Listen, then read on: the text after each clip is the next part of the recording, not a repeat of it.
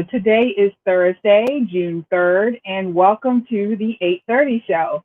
I'm KJ, and every Thursday night you'll find me here at 8:30 p.m. on YouTube at Metro Conservative Media.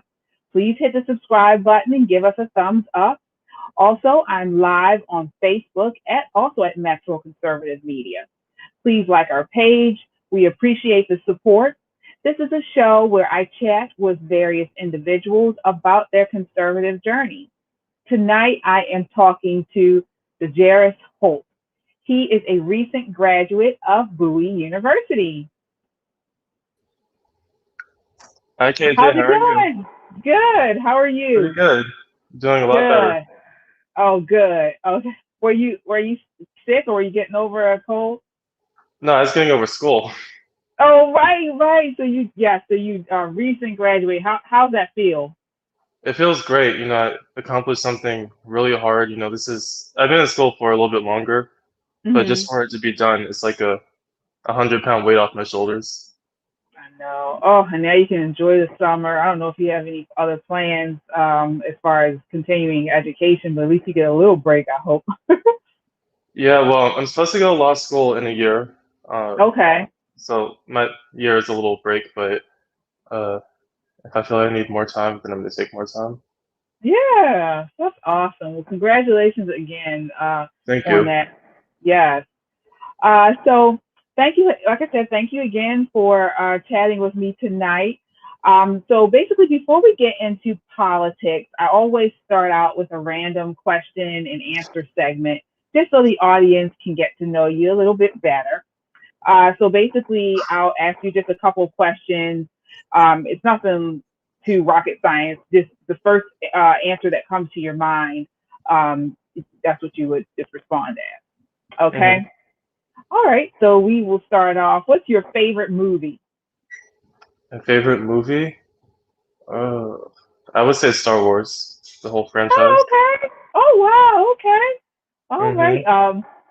And then which one of your friends would make the best U.S. president and why? Best U.S. president. If you I'm had gonna to have to choose pass one of on them. that. I honestly don't know. None of your Some friends. have different aspirations. A lot of them would Mm. say me, but I would have to Okay. disagree with that also. Okay. All right. And why do you think yourself? Why would you say something that you think would make you a good president? I just feel like I try and know everything. I try and like Oh, read up on things. I right. try to be Okay. well-rounded with everything, but some people say that. I really don't think that I'm at the place now. Right. A lot of people have been encouraging me to run for office in general, and I just don't think I'm in the place. I don't want to be a loser. I want to Well, win, and I just feel like I'm just not at the place to run up against some of these, swamp creatures that we have in Congress right now. okay. Okay. Let's see here. What is the biggest misconception about Republicans that you feel the largest misconception about conservatives and Republicans? That we're all rich, all white, Yeah. all racist. I think Okay. those are the biggest misconceptions. Okay. Um, Comfortable silences or incredible conversations? Which do you prefer? Incredible conversation. There's just Okay. some things that need to be said. Right. That's true. That's true. Uh, if you had to choose one of these, which would you rather be? Vain or insecure? Um,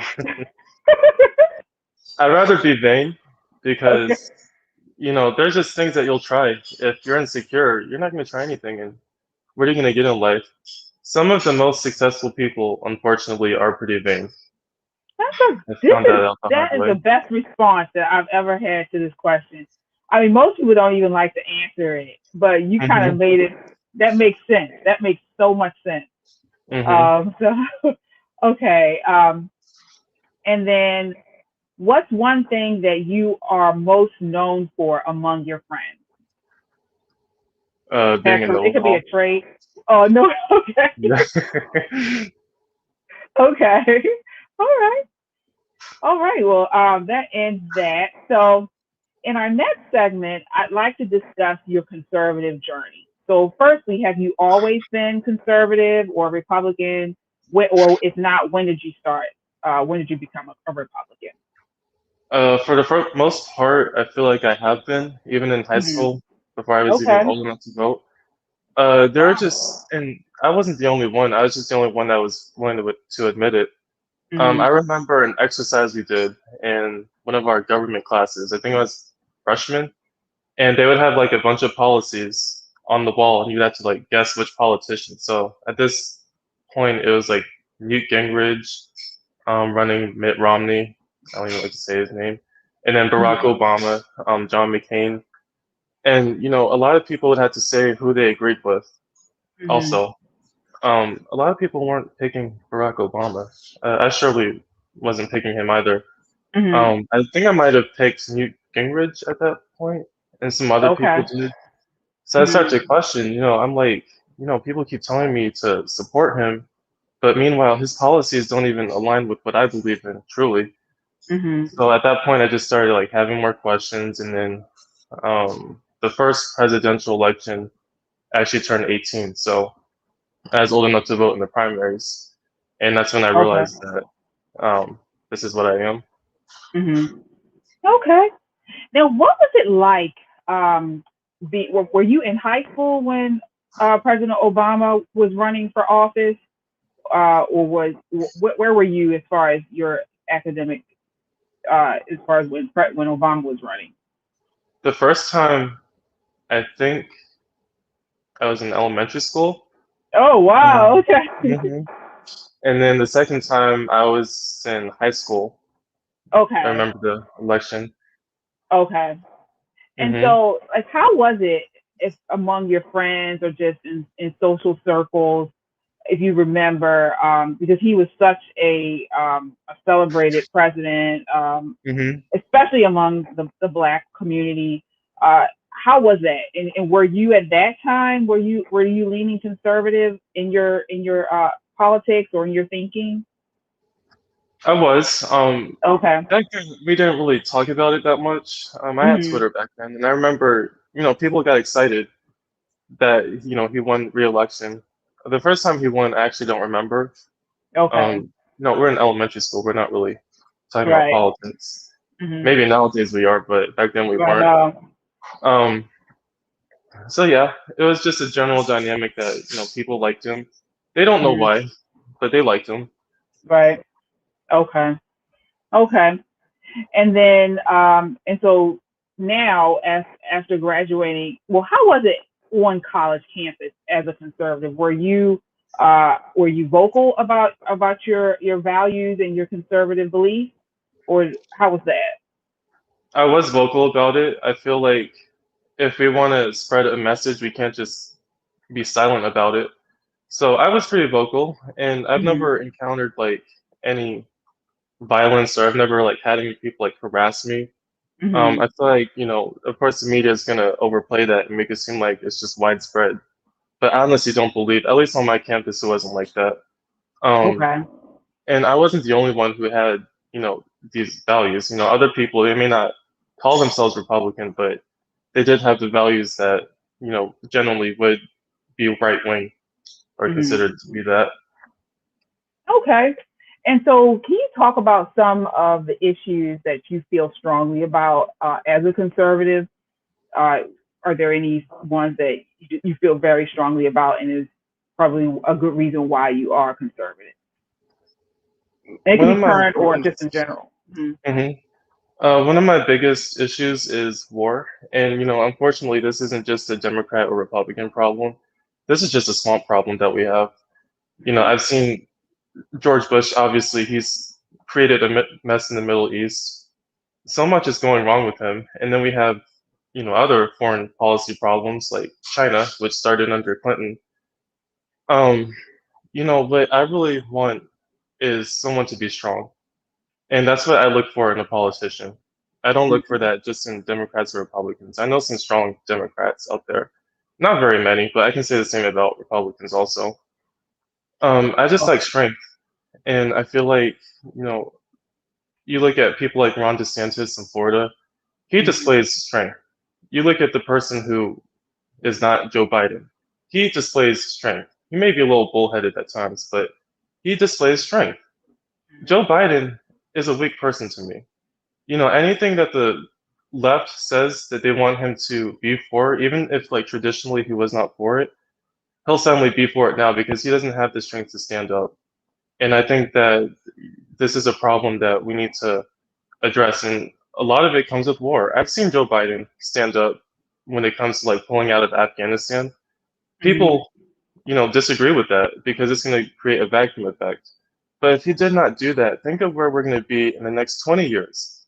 At this point, we'll be in Afghanistan for 40 years. We still have nothing to our name. The Taliban controls more territory than ever before. It's time to go. Okay. Okay. Yeah, that's true. And you brought up some good points about why it's important to have a strong president, a strong commander in chief. A Not strong even congressman, right, strong congressman. everything. Exactly. And what about as someone on college campuses as far as cancel culture? That's a big word we hear right now. People talking. You mentioned you want some of your favorite movies are Star Wars, and I'm sure you're familiar with The Mandalorian. Did you watch that series? I did not watch And it yet. okay, and I Gina need to. Carano, right? Oh, Hmm. who Yeah, I've was heard. I've heard. yeah. So she was canceled and fired from for making some comments and being conservative. What are your thoughts on that? And have you experienced any type of cancel culture? On social media, I have experienced it. Just brief unfollows, people that I really don't need to entertain in the first place. But personally, on college campus at Bowie State is a great school, by the way. I encourage a lot of people to go there, but we haven't had, the topic of cancel culture come up. Most Hmm. people on that campus are pretty respectable, Okay. excuse me. So, no, I have not experienced that, but that's not to say that others have not in other college campuses, because I know that they have. Hmm. Um, like UC Berkeley, I'm sure that happens quite frequently, and I And pray what for are some anyone who goes there. examples? Like what are some examples or some situations that you've heard of that have happened as far as cancel culture is concerned? Do you have anything on Um, top of that? Mhm. just like conservative speakers, no matter who they are, like I'll say like Milo Yiannopoulos, I think that's his name. Right, the Um, English guy. the English guy, he'll say some outlandish things. I will give them Mhm. that, but it's to the point where they use violence against him. That's when the line has to be drawn. It's not cancel culture anymore. It's just mob violence. Mhm. Okay. Okay.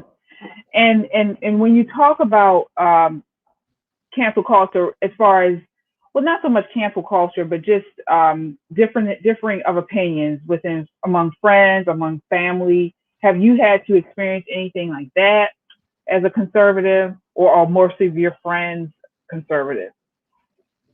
Most of my friends are pretty liberal. I do have, Okay. just where I grew up. I grew up mostly in Baltimore, so Mhm. a lot of them are liberal, but I've never had any sort of issues with people not wanting to associate with me at that point. Mhm. So again, I'm thankful for that, but I'm sure it happens a lot to people. Okay. Okay. And so, as a young person, what would you say is the number one issue that you feel is of concern, and you feel Republicans or conservative solutions are the best way to go about it? I think right now it's crime. Crime, in so many of our cities, crime is just skyrocketing. Hmm. Um, we've seen what the Democrats have done, especially in Baltimore. The incumbent mayor, when he was the president of the council, cut the police funding for Baltimore by, $10 million, I believe, over the next decade or something like that. Um, no, that's not acceptable. When you have crime rising in Baltimore, the last thing you should be doing is decreasing the police budget. That's stupid. Why did you do that? We don't do that in, conservative areas. We'll say Hmm. if there's more crime, we're going to hire more police. Even if they want to hire more police, the culture that they created doesn't allow for that because nobody wants to be, police anymore because of everything that's happening. Okay. And then and talk about that. I mean, that's been like a huge topic, Hmm. especially with the narrative that has been pushed as far as police brutality running rampant. If you recall, a couple of months ago, LeBron James said something along the lines of African Americans are being hunted by the police. What are your Hmm. thoughts on that as an African American man? What are your thoughts on that as far as policing and police brutality and aggressiveness with the police force? Well, as far as LeBron James, I think he really shouldn't say anything, considering that he endorsed the person that wrote these very laws that he's now complaining about. He really Right. has no credibility, in my opinion. Hmm. Second, I have so many friends within the African American community who, yes, they see these things on television and it does rattle them up, but then they Hmm. also realize that, they can get shot just walking out their door for no I'm sorry. Would reason. you say they can do what? They can get what? They can get shot just from walking outside their door. Right. I know so many people, they hear gunshots outside their homes. Those are not the police. We know what those are. Those are gangs. Those are drug lords. It's a cartel. It could be a lot of things. Hmm. Who's going to stop them? So I think that, you know, the issue is legitimate and it has to be addressed with police brutality, but the way that we're going about it, it's just not right. It's Okay. worse. It's becoming worse. Right. Yeah. We do a segment on my show on Wednesdays where we talk about the crime and we focus on children or kids 18 and younger who have Hmm. been victims of violence in Baltimore City, not police violence, but just crime, and who have died by murder. And it's unbelievable what's going on in the city. And so when you put that or contrast that against what has been in the headlines about police brutality, which doesn't feel like, like you mentioned, I think more people are more concerned about being a victim of crime than of aggressive policing. Have you ever, or Absolutely. do you know of a time where you have been a victim of aggressive policing or racial profiling or anything? No, no, I can't think of a time. Okay. Um, but again, that's just me. For other Right, people, right. it probably happens a lot more often than what they even realize, probably. Hmm. Right. But when you But compare personally, that to crime, you're saying the larger issue is crime within our community. KJ, the 300 people that died in Baltimore were not killed by police, unfortunately. Right. They're killed by people within their own community. Those people feel like they know what the real problem is. True. That's right. Well, that brings me to this then. Why do you believe in our communities, many in urban communities and African Americans continue to vote for the Democrat Party? Because just like you mentioned in Baltimore City, the police chief is black and Democrat, the mayor is Democrat, the state's attorney is Democrat, the president of the city council is Democrat, and has been this way for decades. Hmm.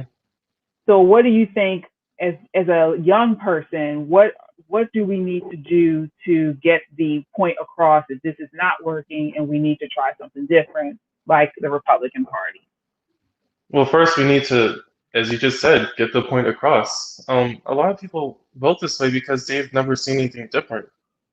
They don't know what the agenda for the GOP is. All they see is what the media paints people as to be racist, and that deters people. That really does deter people.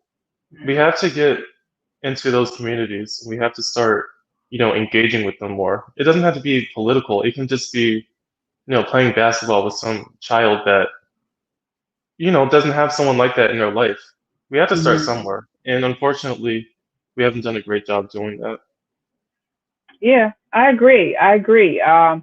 someone posted on social media today. I think it was Deontay Johnson from the Hmm. Black Conservative Federation, who I Hmm. adore, and that is a great organization. And so he posted something about there was a press conference with some Republican leaders in Congress, and they were talking about critical race theory. Hmm. And you saw the people up there standing up very straight and talking about it, but they were all white, and they were voicing their opinions, or uh, um, they were voicing their opinions against the critical race theory, which I am against as well. Hmm. But the the visual of that, we could have done something a little bit better. Hmm. What are your thoughts on that, as far as tackling these issues, but in a way where we are able to, like you mentioned, reach these urban centers and the African American communities, the minority communities across the country, in a way where we can reach them and they're listening. Well, I'll ask you a question. What is another alternative that you've heard for critical race theory? Another alternative. Hmm. Well, that's true. That is Um, true. There's a problem that has to be addressed, and again, the Democrats beat us to it. We need to create some sort of solution for this. mhm. I see what you're saying. So, and a solution I would think would be to teach real history, Hmm. in the span of history. And I've always been a champion of that, where I remember being in college and having to take an African American history class to talk about American history. So, Hmm. that shouldn't be the case. That should be in all classrooms across the board, just standard American history, talking about Crispus Attucks, talking about David Walker, talking about these people other than, which I think is good, Martin Luther King, Hmm. Malcolm X, but there are so many more historians in the American history that have made contributions, the Black Americans, and we don't hear about that. Right, Um, and it's not just slavery that was beat. There are a lot of issues that were faced during that time, and there's a lot of smart people, but we never hear about them either. There's a lot of inventors. People invented the traffic light, potato chips. There's a lot of things that we could have talked about. Even in Africa, there's some things that we could talk about. mm-hmm. Before slavery even happened, there were a lot of great things happening at that time that, I remember touching up on it in high school, but, that's just because the teacher is really passionate about that. But was it in the textbooks? I really don't remember it being in there. Okay. And someone just posted in the chat the 1776 project. So I actually have subscribed to that. Are you familiar with that at all? Something that's being pushed by African American conservatives. Bob Woodson is one, where they are pushing something in contrast to the 1619 project. It's the 1776. So that is actually a great project where they push history in a more balanced way. Hmm. Um, so that would be. Are you familiar with that at all, or that I've never project? heard that, I know, yeah, but it definitely needs to be publicized a lot more. yeah, and we need our school systems to start implementing that within our schools, Yeah, just like how absolutely. critical race theory is being implemented. We need to do the same thing. hmm That's right. And then you do have places that, like you said, the BLM, Black Lives Matter, is fully immersed in a lot of schools across the country. It's just hard. I mean, as a conservative, to to balance out this, because it seems like, especially in public education, and you tell me. I mean, what did you? Well, you went to a historically Black college, Hmm. so that was, I would think, more balanced. What did you think about that? The way it was explained. Well, at least for my school, we had to take African American history. Hmm. But there's some schools, and I'm not going to hate on Howard, but I just don't think that they make them do that. So At even Howard? within that, at Howard, I don't think that it's a requirement. Oh, well, maybe I have that's to a school double where check they that. it's already maybe it's already immersed in the curriculum, so it's not something you would have to take It could be. separate. They teach within, but I don't know. I didn't go to Howard. I don't know, So but K through 12 of having a one-sided history kind of needs to be made right. up for, in my opinion. Hmm. And I think that's why at my school they make us take at least one. I took two actually. Okay. Okay. Well, we are coming to the end of our time. I always ask everyone before the end of the show, what is your number one hope for your community, and then what is your number one concern? I just hope that, we can all come together as one and just realize that we have one problem and we need to face it. Right now, What's that? uh, I live in Prince George's County right now, and my problem is corruption. We have so many Mm-hmm. corrupt. Baltimore City is the same thing. Mm-hmm. I should not be able to count at least three of our last five mayors in Baltimore City that have either had to resign, have faced intense scrutiny because they were grossly incompetent, and have even gone to federal prison. I should Right. not be able to do that. And Prince George's County is not that different. I mean, our county executive is a crook. You know, the one before her, he had his whole scandal where kids were getting touched in schools and he wasn't doing anything about it. The previous one before him went to prison. So much corruption. We need to fight this. It's not a Democrat or Republican issue. It's a humane issue at this point. Mm-hmm. All right. And then what is your number one hope? My number one hope is that we don't let party lines divide us anymore. It's been going Yeah. on for way too long. Yeah. All right. Well, is there anything you'd like to share as far as any events that you're doing, or where can people find you on social media to follow you? So I haven't made a Facebook yet, but I will make one. I'll let you know. Okay. And then Okay. my Instagram is at Dejaris Holt, DeJarisHolt. Um, and then Twitter is Dejaris Holt also. Okay. Okay. Well, thank you so much for chatting with me tonight, Dejaris. I really enjoyed our Thanks for having me. conversation. Yeah, I think you are probably, I think you might be the youngest person I've had on the show. So Oh, this really? is awesome. Yeah, you got to tell all your friends. I'm setting records. Um, yeah, yeah, yeah. So Good. that's great. Um, all right, so well, this wraps up this episode of the 8:30 show. Like, share, and leave a comment on Facebook or YouTube at Metro Conservative Media. Continue to watch this channel. We have Poppin' Politics every Wednesday night at 8 p.m. There are so many events coming up. Oh my goodness. We have the Frederick Douglass Foundation is hosting a Juneteenth Jubilee. I hope to see you there, Ooh. Jared. Yes. You have to So give me the we are, details for that. yes, I will. We are celebrating Black conservatives in Maryland.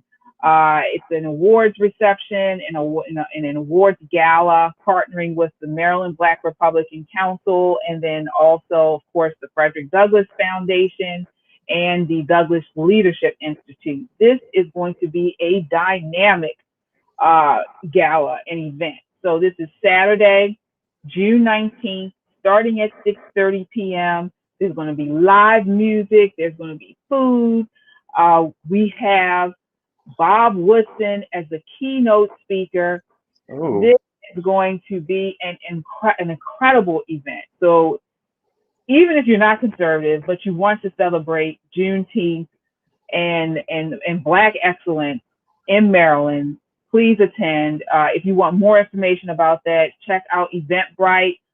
You would do a search for DLI, Douglass Leadership Institute. You can also find at Metro Conservative Media's Facebook page. The event is there as well. We hope to see everyone there. Again, that's June 19th, actual Juneteenth, at 6:30 p.m. in Baltimore City. So please come out. Again, I hope to connect with you next Thursday at the same time. Wishing you warm days and starry nights. Good night. Good night, kinda.